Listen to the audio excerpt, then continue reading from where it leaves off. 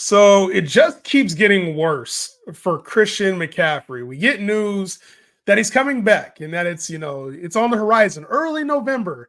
And then we get news that he has Achilles tendonitis, and not just the one leg that we thought after it was a calf injury as initially reported. We got Achilles tendonitis now in two separate legs, Tyler. No, I love my Niners, bro. I love my Niners. But what the hell is going on with this Christian McCaffrey thing? Because supposedly he was supposed to be ready for week one. There was debate about if he was going to play week one. He's feeling good. Then we got to put him on IR. Now, we don't know. He should be back. And then he goes to Germany. And we're like, shit, is he going to even play this year? He comes back again, and we're like, November should be about ready to go. How do you feel with Christian McCaffrey, bro? Because it's starting to tick me off, man. Yeah, I think that this is just. I mean, I went on the little rant earlier, like week one, with him and Puka Nacua, and I just think it's.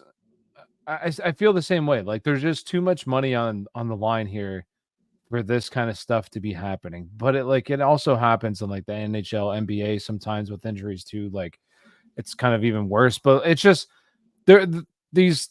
There's sports betting, there's DFS, there's fantasy, and they're profiting off of this stuff too. So it's really annoying. And for me personally, like this situation, like you said, it just keeps getting worse. I mean, in both legs now, like not only do you have to worry about one, but both have to be good to go.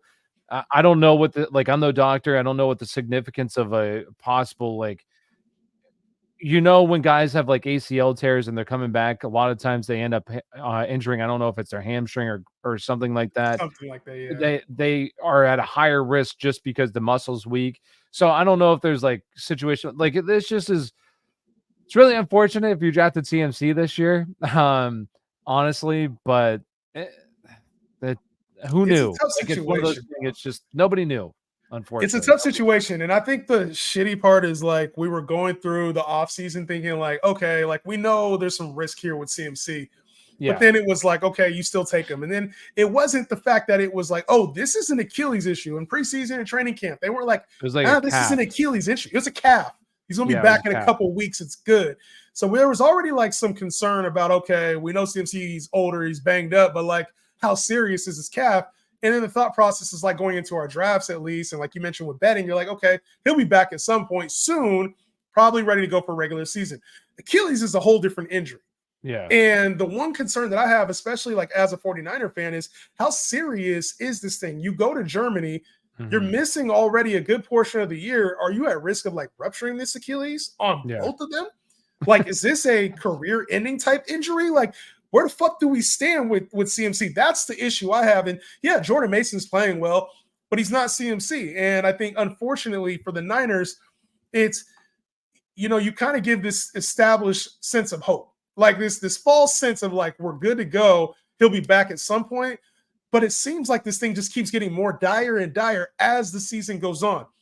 The bye is week 9.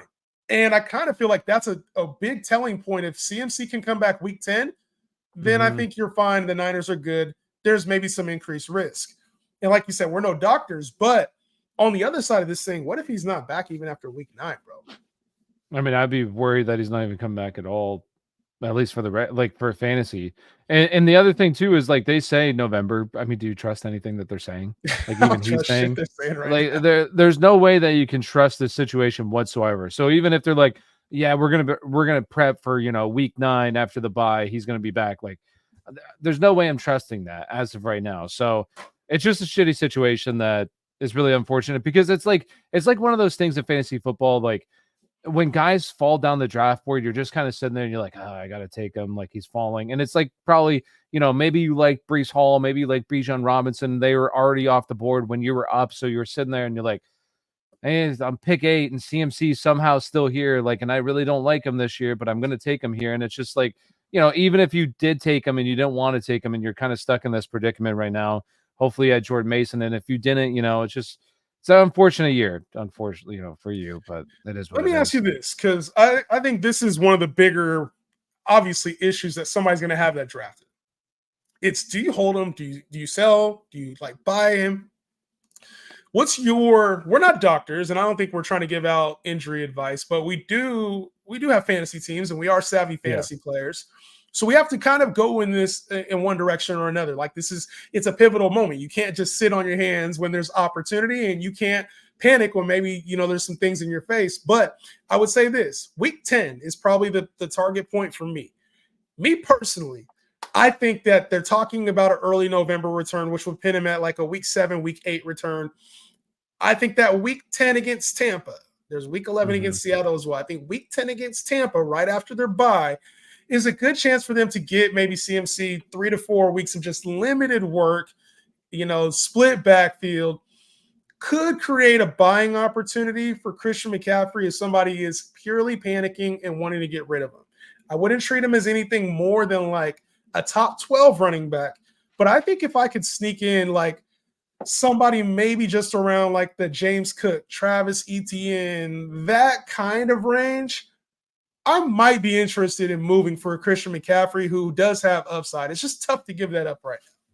Yeah, and the problem is there's two parts of the problem, right? The first one is if you probably did draft CMC, like chances are, unless you absolutely crush the rest of your draft, you're probably struggling. Like missing out on your first round pick, it's really difficult to tread water when that happens. And especially it's not like he's just missing one game. He hasn't played at all. So you're missing massive production there. So it depends on how your team's doing. Like if I'm sitting there and I haven't won a game, because that could be a realistic thing. You just haven't won a game, especially if you drafted other players and they're also hurt.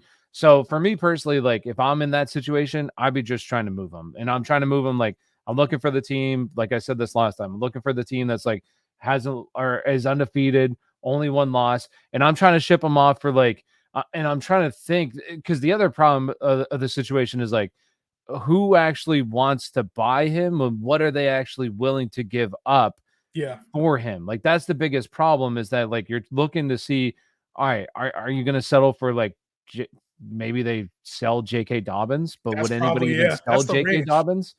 Like that's the thing, is I don't even think that the manager that has J.K. would even be willing to give up J.K. for Christian McCaffrey. So it's a really tough situation, but that's honestly kind of like what I would be looking to do.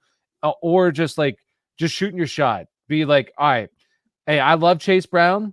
I think this is a turning point for Chase Brown. I'm going to shoot my shot. He's going to be my guy. If it doesn't work out, well, my season's probably fucking cooked anyways. I'm just going to shoot my shot. So like that's what I would be doing. Just, you got to look Garrett Wilson. If there's somehow I can take CMC and pair up like somebody else for Garrett Wilson, or if I can just do it, I highly doubt you can do it straight up. But if I can take CMC and pair it up and get Garrett Wilson, that's something I'd be doing. Like it's going to be really tough to pull off, but like that's you gotta evaluate, and you gotta know your league too, because I think Chase Brown, you probably get McCaffrey for that, but like you said, it's got to be somebody that you find production with. How I find a little bit more value with a guy like, I think we talked about this last time actually. How I find value with a guy like CMC is you package him up with maybe another name, because there's always a name whore in your league. There's always somebody who's like, just I want the name power. Like I'm probably that guy in a lot of leagues. So you pair up like Christian McCaffrey with another struggling name, it's going to make the trade seem better in their eyes, right? Like especially if you could find a fallen name, maybe somebody who hasn't been performing very well, maybe like a Bijan Robinson, or like you mentioned, Christian McCaffrey and Garrett Wilson might net you something really nice if you're able to trade both of those two. And so to me, I look at the name value, but in a package deal more so than one-on-one, because one-on-one is tough to gauge. You're talking about guys like Chase Brown or Rachaad White or James Cook, or like how high are we going and how low are we going? Yeah. So I think it's hard one-on-one, but if you can pair him up and give somebody the thought of like, yo, if Christian McCaffrey does come back, I have an RB1. Now I think it's easier to move off that piece. But the Niners, man, kind of screwing us right now with how they're doing this whole CMC thing. And hopefully he's able to get back on the field and help us out.